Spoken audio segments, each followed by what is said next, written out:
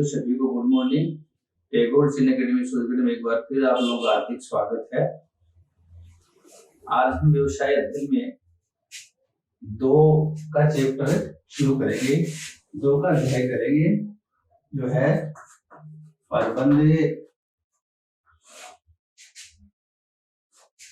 प्रक्रिया। इस अध्याय में हम पढ़ेंगे प्रबंध प्रक्रिया से आप क्या समझते हैं, प्रबंध प्रक्रिया की विशेषताएं,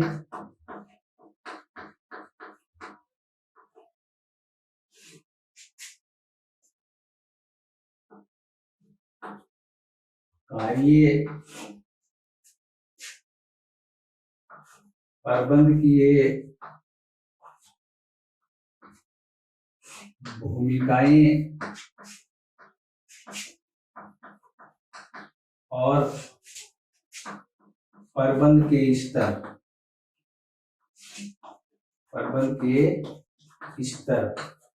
इस प्रकार से 2 का अध्याय जो अपना है, इसमें हम लोग सबसे पहले देखेंगे प्रबंध प्रक्रिया क्या होती है या उससे क्या समझते हैं, प्रबंध प्रक्रिया की कौन कौन सी विशेषताएं हैं, प्रबंध प्रक्रिया के कौन कौन से कार्य या चरण हैं और प्रबंध की भूमिकाएं, इनके बारे में पढ़ेंगे। जैसे 3 प्रकार की भूमिकाएं होती हैं, अंतर्व्यक्ति भूमिकाएं, सूचनात्मक भूमिकाएं और निर्णयात्मक भूमिकाएं।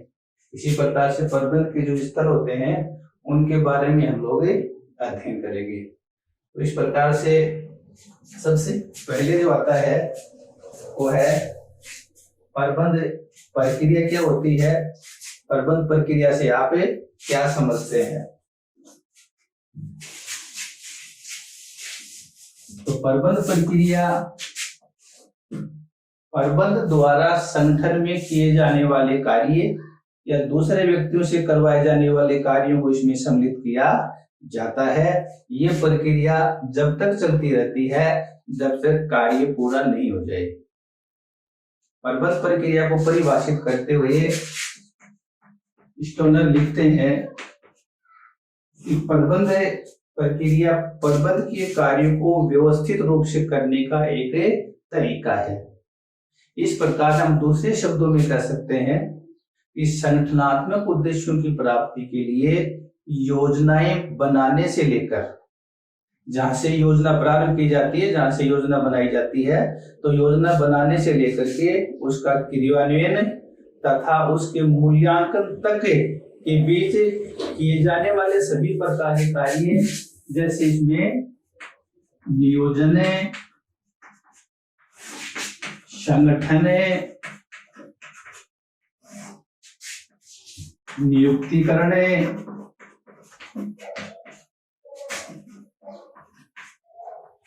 निर्देशन,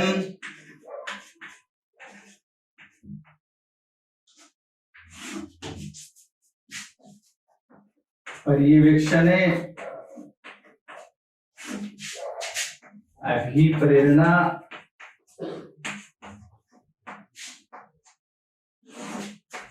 संप्रेषण,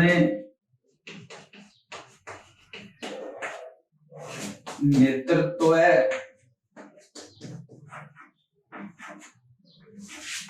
व नियंत्रण, इनको सम्मिलित किया जाता है। योजना बनाने के बाद में किए जाने वाले सभी प्रकार के जो कार्य होते हैं, जैसे प्लानिंग है, ऑर्गेनाइजेशन है, स्टाफिंग है या डायरेक्टिंग है या सुपरविजन है, मोटिवेशन है, कम्युनिकेशन है, लीडरशिप है और कंट्रोल है, ये सभी प्रकार के जो कार्य होते हैं ये उसके अंदर सम्मिलित किए जाते हैं। इस प्रकार हम कर सकते हैं कि प्रबंध प्रक्रिया एक सुनियोजित प्रक्रिया है या प्रबंध का एक प्रतिरूप है, ये होती है प्रबंध प्रक्रिया। अब आती है प्रबंध प्रक्रिया की विशेषताएं।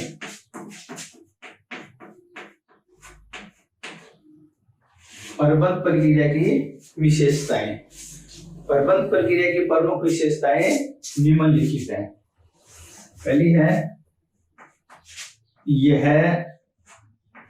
एक मानवीय प्रक्रिया है। मानवीय प्रक्रिया है। दूसरा गतिशील एवं निरंतर प्रक्रिया।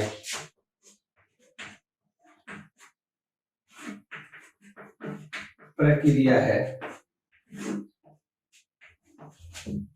तीसरा है सामाजिक प्रक्रिया।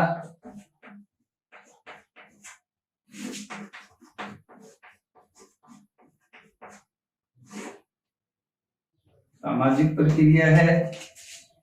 चौथा है यह प्रबंध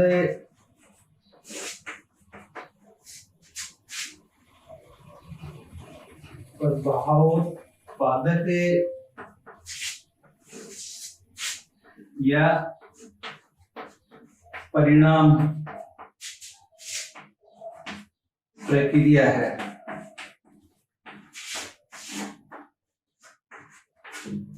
और पांचवा है यह सार्वभौमिक प्रक्रिया है। सार्वभौमिक प्रक्रिया है।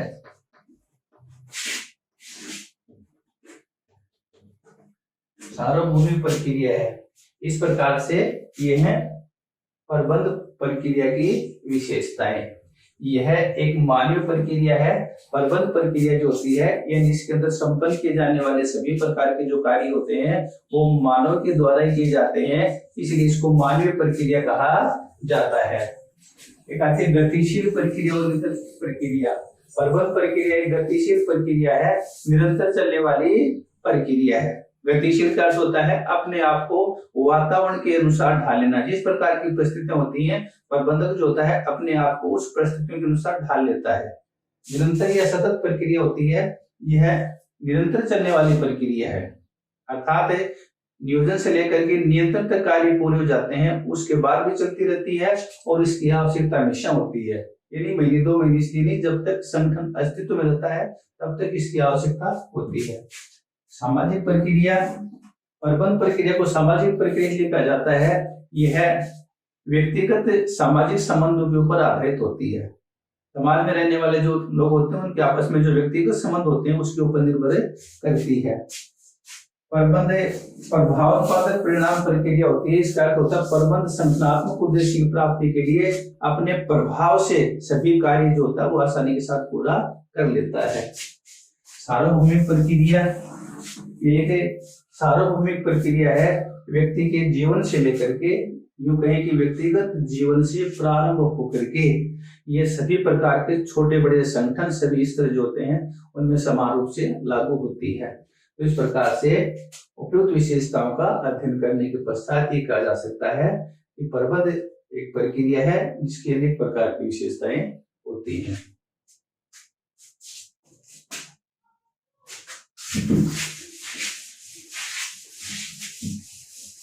इस प्रकार प्रबंध कार्य विद्वानों के अभिमत के अनुसार प्रबंध के जो कार्य हैं वो अलग अलग हैं। राल्फ डेविस ने नियोजन, संगठन, नियंत्रण 3 कार्य बताए प्रबंध प्रक्रिया के।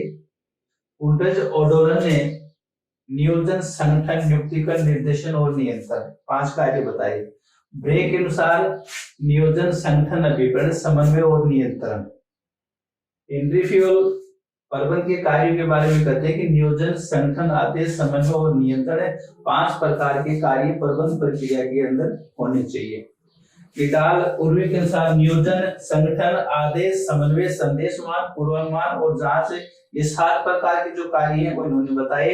इसी प्रकार से लुथर गुलिक ने नियोजन, संगठन, नियुक्तिकरण, निर्देशन, समन्वय और विवरण देना और बजटिंग करना ये प्रबंध के कार्य बताइए। इस प्रकार से अनेक प्रकार के जो प्रबंध शास्त्री हैं प्रबंध प्रक्रिया के जो कार्य होते हैं उनके बारे में एक मत नहीं है, अलग अलग विचार हैं, अलग अलग प्रकार के कार्य हैं।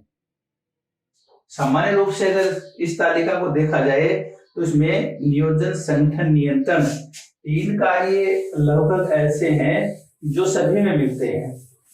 तो उपयुक्त तालिका के आधार पे अध्ययन की दृष्टि से हम प्रबंध की कार्य जो है उसको दो भागों में बांटेंगे।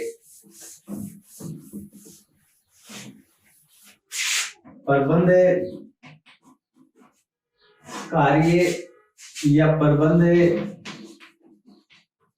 प्रक्रिया के कार्य या चरण, इनको हम दो भागों में बांटते हैं।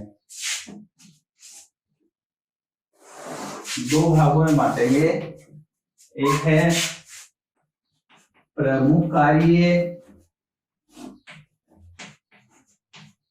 और दूसरे आते हैं सहायक कार्य। सहायक कार्य, इस प्रकार से इसको दो भागों में बांटेंगे, एक है प्रमुख कार्य और एक है सहायक कार्य। प्रमुख कार्य में नियोजन, संगठन, नियुक्तिकरण,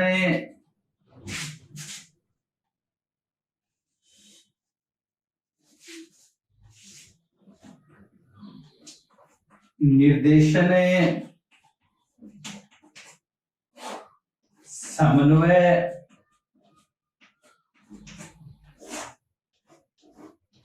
और नियंत्रण।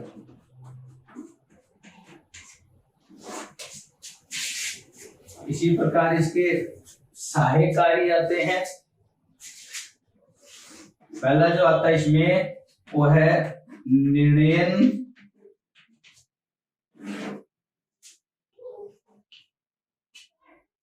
दूसरा है नियुक्ति करना,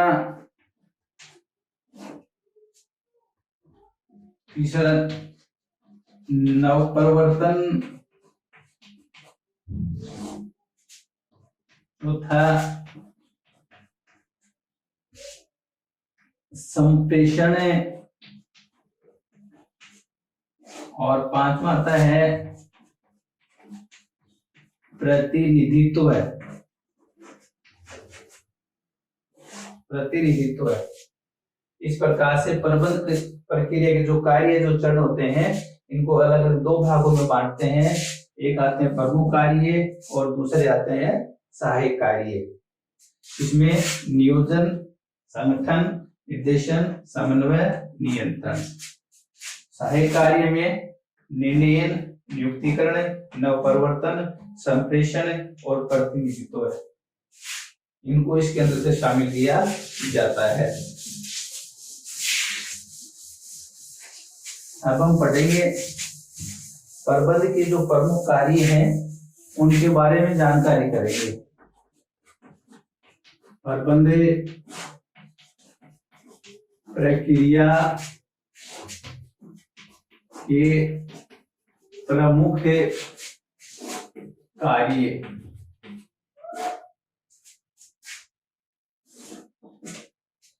सबसे पहले आता है नियोजन। नियोजन, प्लानिंग। संगठनात्मक उद्देश्यों की प्राप्ति के लिए भविष्य में की जाने वाली क्रियाओं का वर्तमान में निदान कर लेना नियोजन कहलाता है। अर्थात नियोजन वह गंतव्य स्थान होता है जहाँ पे पहुंचना होता है। गंतव्य स्थान पे पहुंचने के लिए बनाई जाने वाली रूपरेखा, इस स्थान पे जाना है, कितना समय लगेगा, कब जाएंगे, किस साधन से जाएंगे, क्या मार्ग होगा, क्या साथ में ले जाना है, इस प्रकार के सभी प्रकार की जो क्रियाएं होती हैं उनका पहले से ही निर्धारण कर लेना नियोजन कहलाता है। संगठनात्मक उद्देश्यों की प्राप्ति के लिए हमारे पास अनेक प्रकार के जो विकल्प होते हैं उनमें से सर्वश्रेष्ठ विकल्प का चुनाव करना ही नियोजन कहलाता है, ताकि संगठनात्मक उद्देश्यों की कुशलतापूर्वक प्राप्ति की जा सके। इसके अंदर एक छोटा क्वेश्चन बनता है, वो है नियोजन के तत्व। नियोजन के तत्व या घटक, इसमें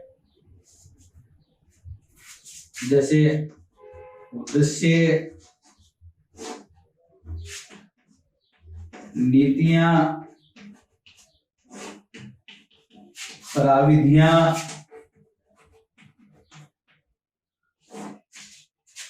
नियम कार्यक्रम बजट आदि को सम्मिलित किया जाता है। दूसरा जो इसका कार्य आता है वो है संगठन।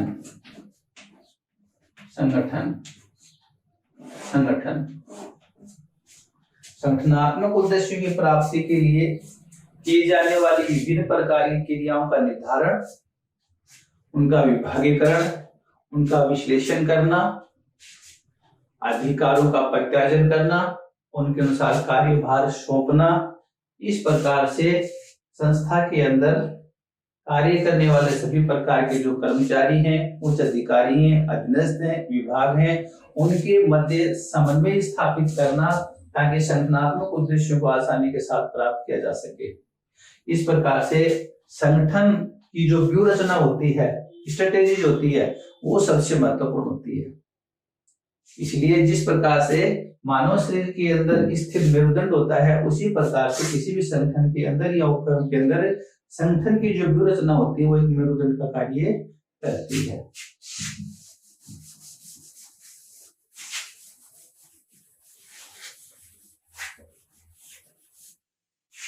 तीसरा जो इसके अंदर आता है वो है निर्देशन। निर्देशन का सामान्य अर्थ होता है कर्मचारियों को मार्गदर्शन करना, कर्मचारियों को मार्गदर्शन प्रदान करना। संगठनात्मक उद्देश्यों की प्राप्ति के लिए कर्मचारियों को मोटिवेट करना, उनके साथ विचार विमर्श करना, उनको नेतृत्व प्रदान करना, उनकी समस्याओं का समाधान करना ताकि संगठनात्मक उद्देश्यों को प्राप्त किया जा सके। इस प्रकार से हम कह सकते हैं किसी भी संगठन के अंदर मानव तथा भौतिक संसाधन कितने ही हो, एक ही संस्था के अंदर समान संसाधन होते हैं। एक संस्था सर्वोच्च शिखर पे पहुंच जाती है, एक संस्था निम्न स्तर पे रहती है।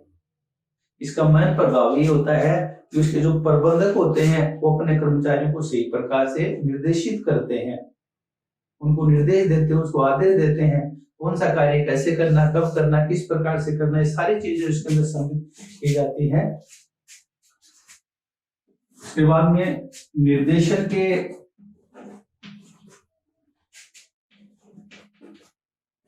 तत्व भी आते हैं।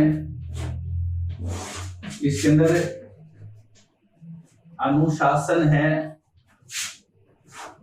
अधिकार,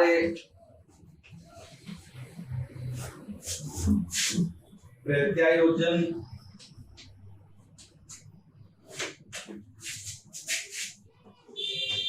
पर्यवेक्षण,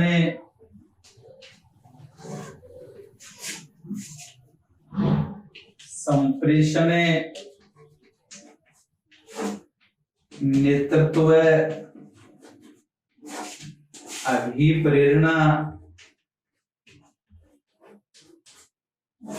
आदि को सम्मिलित किया जाता है। तो इस प्रकार से आज हमने एक प्रबंध प्रक्रिया के जो महत्वपूर्ण कार्य होते हैं, प्रमुख कार्य होते हैं, इनमें हम लोगों ने 3 पढ़े हैं। पहला नियोजन, दूसरा संगठन, तीसरा निर्देशन। इसके बाद में आगे के जो कार्य हैं इनको कल एक्सप्लेन करेंगे। तो इस प्रकार से आज जो हमने चैप्टर शुरू किया था, इसके अंतर्गत मैंने आपको जो मेन बातें बताई हैं, एक है प्रबंध प्रक्रिया क्या होती है, प्रबंध प्रक्रिया से आप क्या समझते हैं। दूसरा है प्रबंध प्रक्रिया की जो विशेषताएं मैंने आपको बताई, जैसे मानव प्रक्रिया है, गतिशील प्रक्रिया है, निरंतर चलने वाली प्रक्रिया है, सामाजिक प्रक्रिया है, सार्वभौमिक प्रक्रिया है। इसके बाद में प्रबंध प्रक्रिया के जो चरण हैं, एक टेबल के द्वारा टेबल बना करके मैंने आपको बताया कि अलग अलग जो प्रबंध शास्त्री हैं, जैसे पूर्विक हैं, पेक हैं, ईडाल हैं, हेनरी फ्योल हैं, हुंटज ओडोनल हैं, इन्होंने अलग अलग प्रकार के जो कार्य बताए। इस आधार पे हमने प्रबंध के कार्य जो है या प्रबंध प्रक्रिया के जो कार्य हैं, प्रबंध के कार्य या प्रबंध प्रक्रिया दोनों की बात है।